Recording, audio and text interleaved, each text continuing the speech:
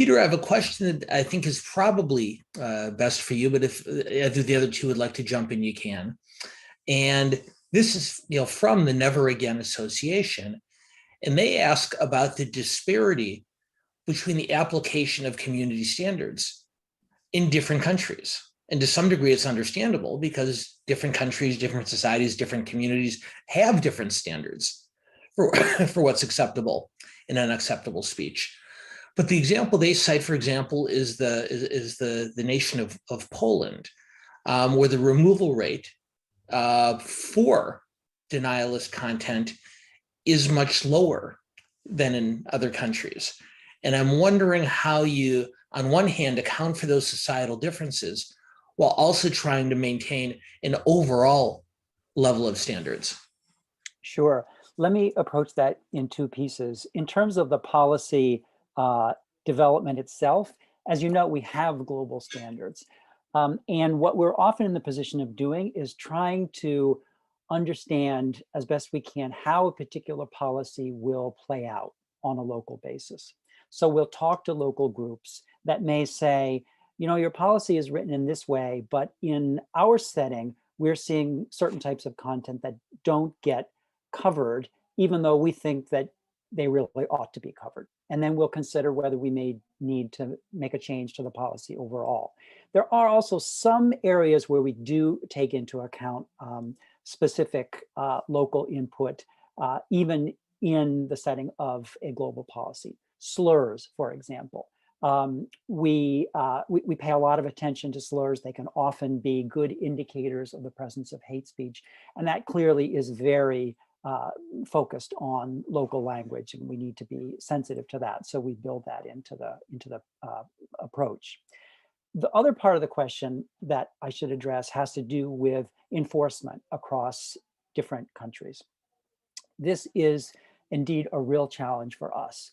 And it may be that in some countries, we have not moved as quickly as we should. I think the question mentioned Myanmar.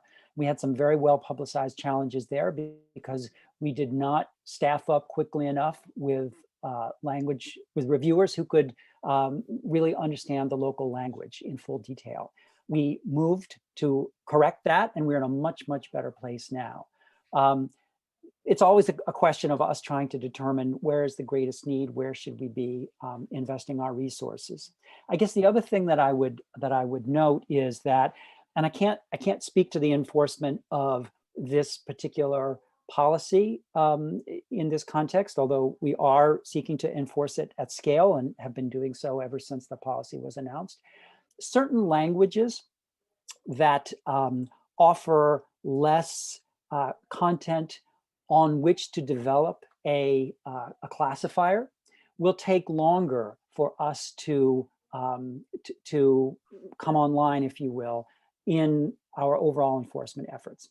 That is to say, in order to develop the classifiers that we need to find content that we think may violate, we need a huge volume of examples and data in that local language.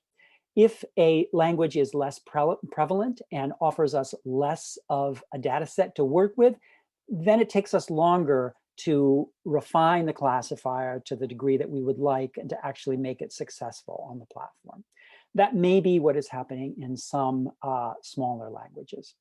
And finally, I just wanted to note, because I think it's responsive to one other question that I saw, that when we use this type of automation, in a certain narrow segment of cases, we will remove content outright when our classifier tells us that there's a high degree of confidence that the content violates our community standards.